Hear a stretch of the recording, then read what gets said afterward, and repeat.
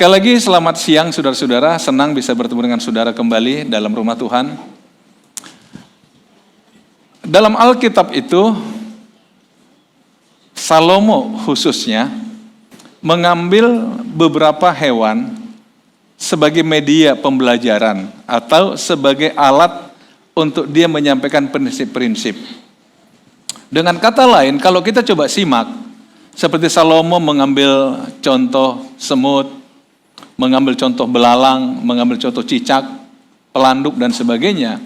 Ada nilai-nilai kehidupan yang dia dapat dari situ, yang kesimpulan saya adalah bahwa sesungguhnya setiap makhluk apapun yang Tuhan ciptakan itu diberikan Tuhan kemampuan untuk bertahan hidup. Amin, saudara. Nah, apalagi manusia. Bahkan Salomo pernah mengatakan belajar aja pada semut. Belajar pada semut. Dia nggak punya pemimpin, nggak punya ini, tapi mereka itu hidupnya rapi. Kalau berbaris antrinya nggak ada yang nyerobot ya, nggak kayak kita ya. Kadang saudara, saya agak geli kadang-kadang. Misalkan kalau saudara nggak usah jauh-jauh ke Singapura aja lah. Di sana orang di eskalator aja kan tertib gitu ya, apalagi di imigrasi. Tapi begitu orang dari Singapura nyebrang ke Indonesia di Medan langsung wurut gitu. Padahal baru hitungan jam aja. Begitu ya. Jadi yang buat rapi itu negaranya atau orangnya sih saudara? Negaranya akhirnya membuat orang menyesuaikan. Tapi kembali saudara, mari kita coba belajar. Nah, Yesus juga mengambil satu contoh dari hewan yang dalam hari ini saya ambil ular dan merpati untuk mengajarkan pada kita nilai-nilai kehidupan. Sehingga hari ini izinkan saya memberi tema khotbah ular dan merpati. Pasti saudara langsung tahu ini khotbahnya ini diambil dari mana. Ya, mari kita baca Alkitab itu di dalam Matius pasal 10 ayat 16. Lihat, aku mengutus kamu seperti domba ke tengah-tengah serigala. Sebab itu hendaklah kamu cerdik seperti ular dan tulus seperti merpati. Dua jenis hewan yang disebut di sini yaitu ada 4 sebenarnya, ada serigala, ada domba, tetapi Tuhan katakan cerdik seperti ular dan tulus seperti merpati. Cerdiknya seperti ular dan tulus seperti merpati. Saudara, kalau kita bicara tentang ular, memang dari mulai Kejadian pasal 3 juga Alkitab sudah mencatat bahwa ular adalah binatang yang paling cerdik. Karena itulah iblis menggunakan ular sebagai medianya dia untuk memperdaya manusia pertama, yaitu Adam dan Hawa. Walaupun dia masuk lewat Hawa. Kenapa lewat Hawa? Itu strateginya ular. Dia lihat antara Hawa dan Adam, yang paling memungkinkan dia masuk adalah lewat Hawa. Sehingga dia ambil strategi itu, mencoba mendekati Hawa, dan dia berhasil, saudara. Artinya pola kerja iblis kalau kita mau tahu, dia cari sisi lemahnya kita. Dia cari di mana kita bisa dia masuki, dalam rumah tangga misalnya, lewat siapa dia masuk, dalam bisnis, lewat siapa dia masuk. Itu cerdiknya ular, cerdiknya iblis, saudara. Nah, karena itu Yesus mengatakan apa? Hendaklah kita cerdik seperti ular, karena kita diumpamakan seperti domba di tengah-tengah serigala. Cerdik seperti ular. Nah, saudara, ada satu contoh lagi yang Yesus pernah menyampaikan dalam Lukas pasal 16. Kalau nanti saudara buka, Yesus bercerita, dia katakan ada seorang pengusaha, dia punya bendahara. Dan dilaporkan kepada dia bahwa bendaharanya ini nggak jujur, menggunakan harta dari majikannya dengan cara yang tidak wajar, sehingga ada temuan, saudara. Ada temuan. Setelah ditemukan, akhirnya si majikan panggil ini bendahara yang tidak jujur. Dia dikatakan, tolong pertanggungjawabkan keuanganmu, tolong pertanggungjawabkan pekerjaan. Akhirnya ditemukan bahwa dia salah, dan Tuhan katakan, oke, engkau kena sanksi, engkau dipecat. Tetapi dia masih dikasih tenggang waktu, saudara. Dan dalam tenggang waktu itu apa yang terjadi, saudara? Ini si bendahara mikir, wah, kalau aku dipecat, Saya mau kemana? Mencangkul aku nggak bisa, mengemis aku malu. Dia mulai berpikir strategi.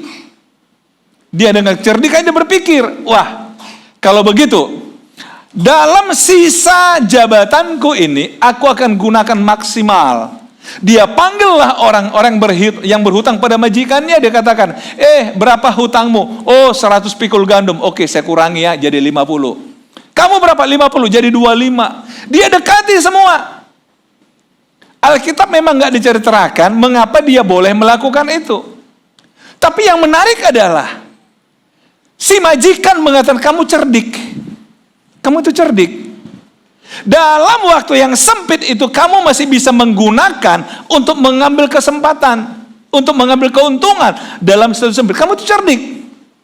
Nah, dari sinilah Yesus katakan begini, saudara tahu, orang-orang dunia lebih cerdik daripada anak-anak kerajaan.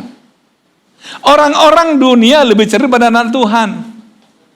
Dengan kata lain, Yesus katakan, jangan kamu kalah cerdik dari dunia.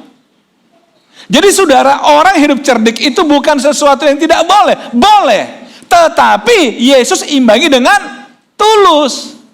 Seperti merpati. Tidak berhenti pada cerdik aja. Betul saudara? Tapi harus tulus. Kalau kita bicara cerdik saudara, itu adalah sebuah strategi. Bicara strategi. Bicara akal. Sekali lagi, ular. Kecerdikannya itu bicara akal. Tuhan berikan kita akal, kita gunakan yuk. Kita gunakan. Tuhan kasih kita akal. Tetapi dia katakan juga apa? Merpati itu tulus. Ini bicara motif hati. Cerdik boleh, tapi harus tulus. Gunakan akal ya, tapi juga harus gunakan hati. Amin saudara? Kalau hanya akal yang kita gunakan, bisa bahaya, bisa masalah. Saudara mungkin sering mendengarkan orang mengatakan, pendidikan atau kepintaran tanpa etika, itu sama dengan bohong. Jadi silahkan aja kita pintar, silahkan, tapi kalau tanpa etika, saudara apa yang terjadi saudara? Tapi itulah yang kadang terjadi di lingkungan di mana kita tinggal saudara.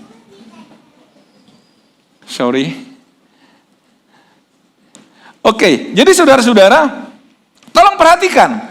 Yesus jelas mengatakan, kita harus cerdik saudara. Jadi jangan rasa berdosa kalau saudara menjadi orang cerdik. Yang tidak boleh licik. Bisa membedakan licik dan cerdik. Kalau licik itu negatif sifatnya, betul? Ngakal-ngakali. Tapi kalau cerdik kan bicara strategi, pakai akal. Apa sih dalam hidup ini kita nggak punya strategi, saudara? Apa yang nggak punya strategi dalam hidup ini? Kita mau kerja perlu strategi. Kita mau berjalan aja keluar rumah, kita perlu strategi. Bagaimana saya sampai di Cambridge? Kita perlu strategi. Kita mulai cari di Google yang mana jalan yang nggak macet dan sebagainya. Apapun itu. Dan Tuhan ingin kita jadi orang cerdik, saudara. Kenapa? Kalau saya kembali kepada apa yang Yesus katakan tadi dalam Lukas pasal 16, kenapa orang dunia lebih cerdik dari kita?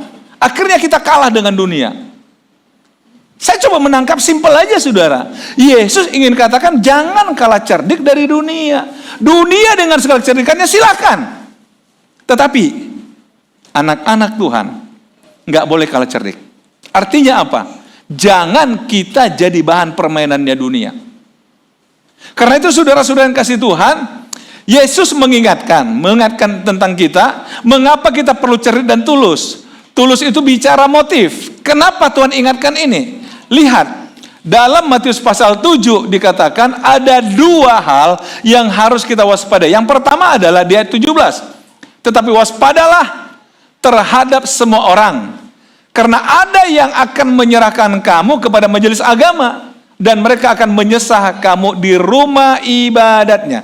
Saudara-saudara, ini terjadi sejak zaman Yesus. Saudara tahu Yesus itu secara politik dia nggak bersalah. Dibawa kepada pengadilan Pilatus, pengadilan politik. Pilatus katakan, saya tidak menemukan kesalahan apapun pada orang ini, betul? Yang membuat dia harus dihukum mati, nggak ada kesalahan. Tapi ketika orang-orang Farisi ahli Taurat mendesak salibkan dia, Apa kata Pilatus? Cuci tangan. Saya serahkan pada kalian. Artinya apa? Yesus itu diadili oleh mahkamah agama. Bukan oleh mahkamah politik seperti biasa. Bukan oleh pemerintah. Yesus tidak disalahkan oleh pemerintah, tapi disalahkan oleh tokoh-tokoh agama, saudara. Hal-hal ini selalu terulang, saudara. Agama mulai saling menghakimi. Kadang saya berpikir simpel aja begini, saudara.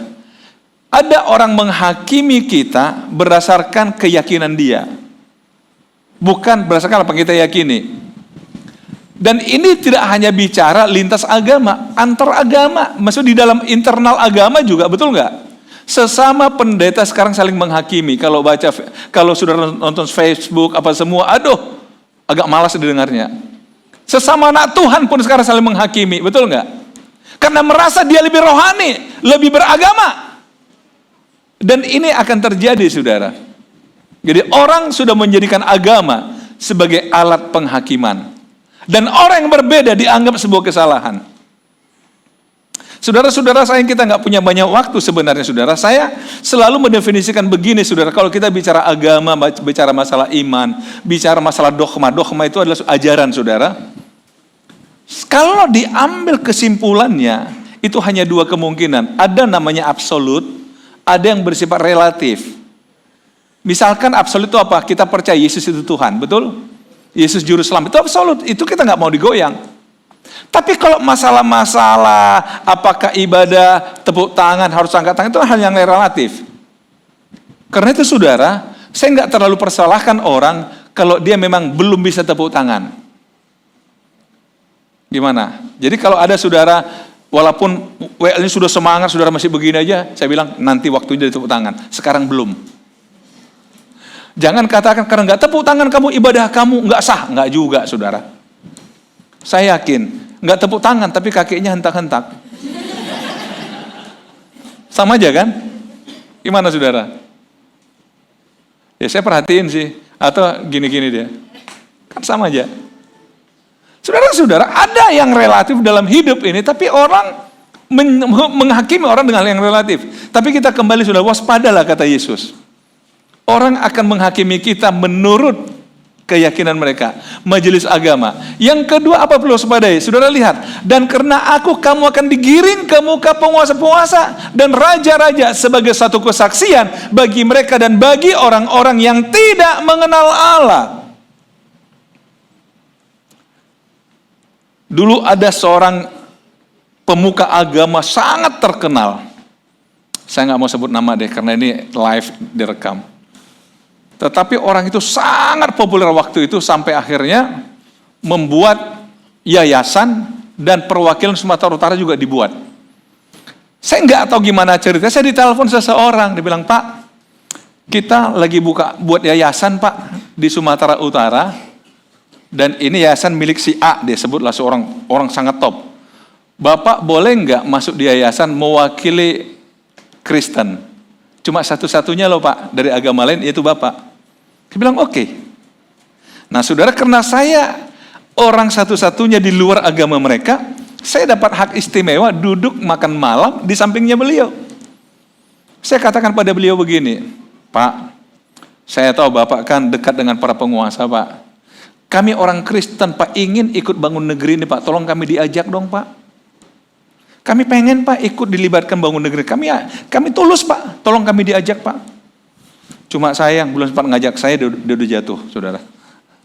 Artinya begini, saudara.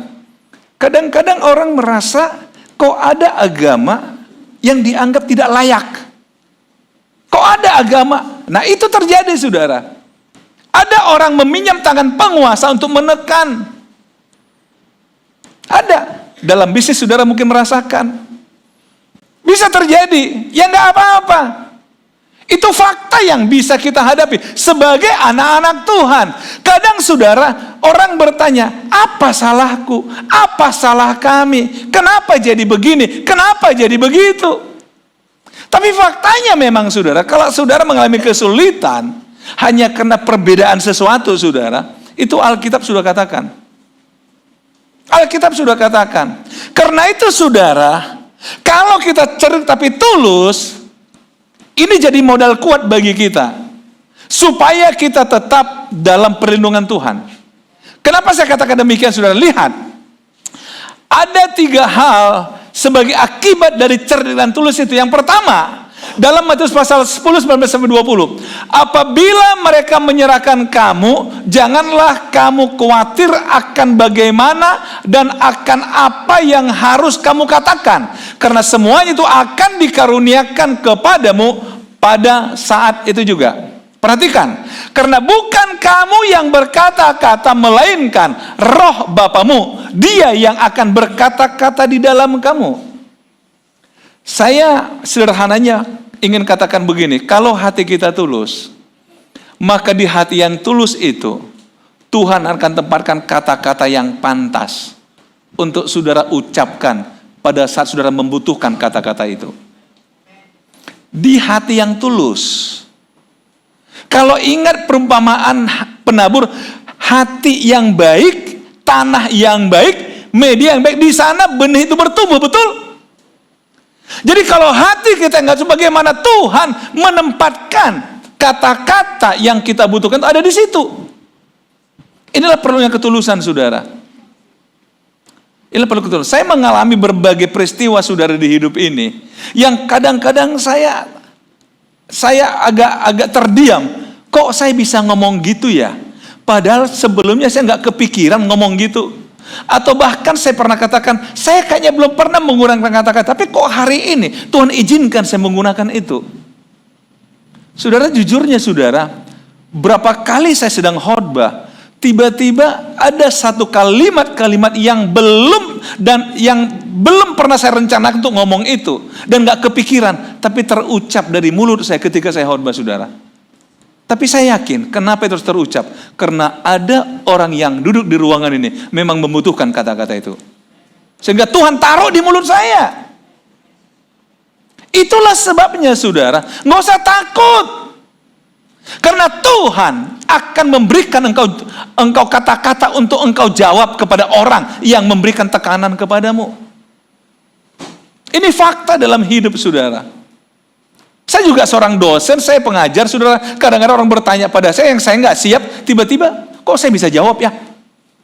Kayaknya saya belum pernah baca itu.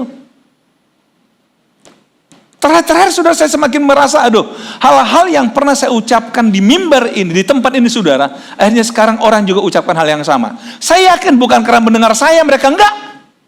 Dan saya juga mendengar, tapi akhirnya apa? Prinsipnya sama. Kenapa? Sumbernya sama, Tuhan.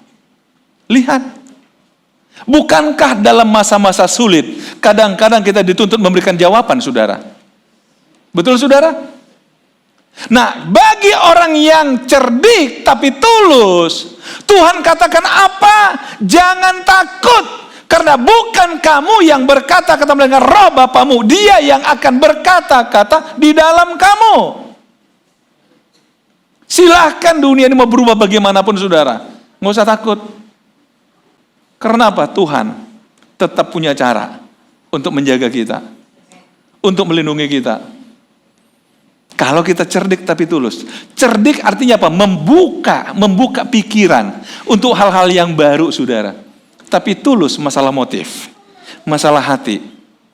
Nggak ada gunanya kita cerdik, tapi kalau nggak diimbangi dengan ketulusan, saudara.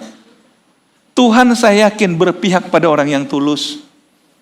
Saudara bisa dibully orang, saudara bisa difitnah apapun, saudara bisa dikatakan apapun, tapi pada waktunya Alkitab kebenaran akan muncul, karena Tuhan berpihak pada orang benar. Kadang kita berkata, ya kalau begitu kenapa Tuhan nggak bela saya pada waktu itu? Iya, Tuhan merasa bukan waktu itu, karena kalau waktu itu mungkin berantem, yang adanya debat, saudara. Tapi pada waktunya, begitu kita ngomong, orang akan katakan, kok enggak dari dulu kamu ngomong? Katakan, baru kali ini, soalnya baru sekarang Tuhan kasih di mulut saya. Akan gitu kan? Dulu belum. Kok bisa begitu? Enggak tahu kita. Itu cara Tuhan, saudara. Yang kedua, dalam ayat 26, jadi janganlah kamu takut terhadap mereka, karena tidak ada sesuatu pun yang tertutup yang tidak akan dibuka, dan tidak ada sesuatu pun yang tersembunyi yang tidak akan diketahui. Saudara, satu ketika saya diajak makan oleh dua keluarga lah. Jadi satu keluarga memang sudah saya kenal baik, tapi kemudian dia bawa temannya, satu keluarga yang belum saya kenal. Mereka ajak makan malam, sebenarnya tujuannya begini. Teman saya dikatakan, Pak, mungkin Bapak perlu ngobrol sama mereka, supaya mereka agak tenang lah, sebab mereka punya masalah agak serius dalam bisnisnya, sehingga mereka sekarang seperti agak goyang gitu. Tapi mereka bukan orang gereja loh Pak. Tapi kalau Bapak bersedia, kita atur makan malam. Saya bilang, saya bersedia.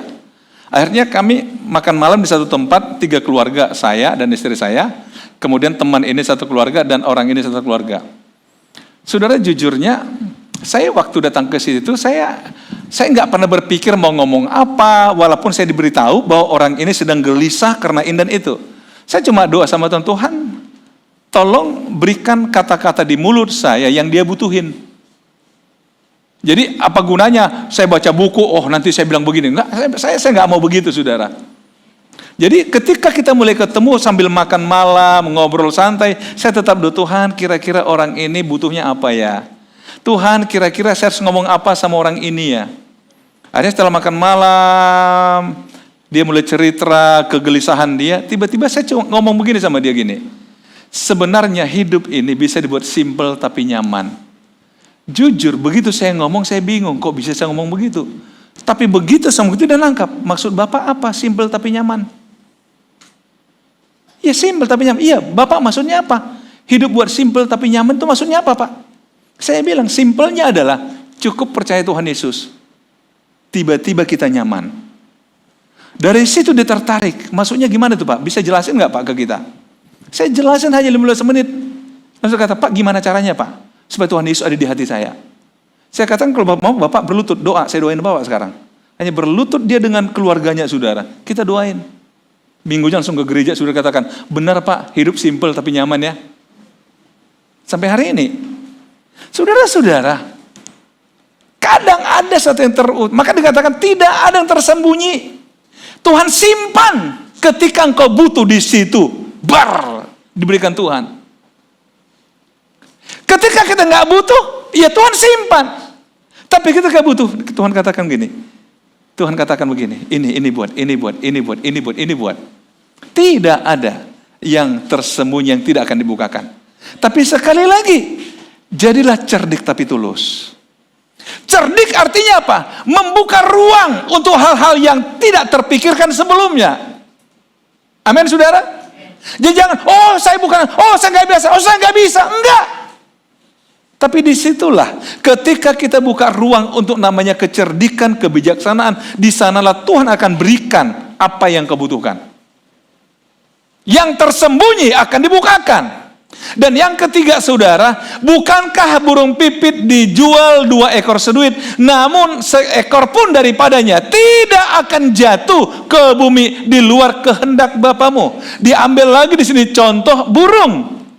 Nggak ada burung yang jatuh kalau tidak dikehendaki oleh Bapa. Artinya apa? Tidak ada satupun peristiwa di dunia ini boleh terjadi kalau Tuhan nggak setuju. Termasuk ayat terakhir.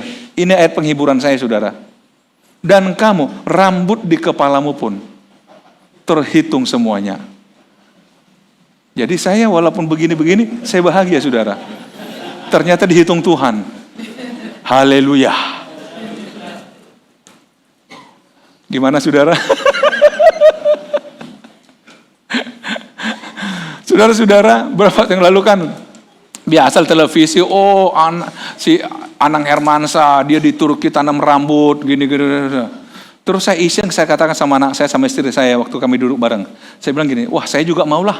Anak saya bilang, buat apa? Udah tua juga. Aduh, saya bilang, kok anak saya nggak dukung saya mau ganteng ya? Nah, tapi saudara, ini penghiburan. Kalau rambut aja pun dihitung Tuhan, apalagi yang lain, saudara. Apa sih dalam hidup kita yang Tuhan tidak tahu? Tapi kembali cerdik dan tulus, saudara. Artinya apa? Tuhan peduli pada saudara, Tuhan peduli pada hidup saudara, Tuhan peduli pada keluargamu, Tuhan peduli pada bisnismu. Burung aja nggak boleh jatuh kalau Tuhan nggak izinkan kok. Apalagi bisnis saudara, keluarga saudara, apapun dalam hidup ini. Yang Tuhan mau cuma simple, yuk cerdik, tapi tulus. Cerdik, tapi tulus.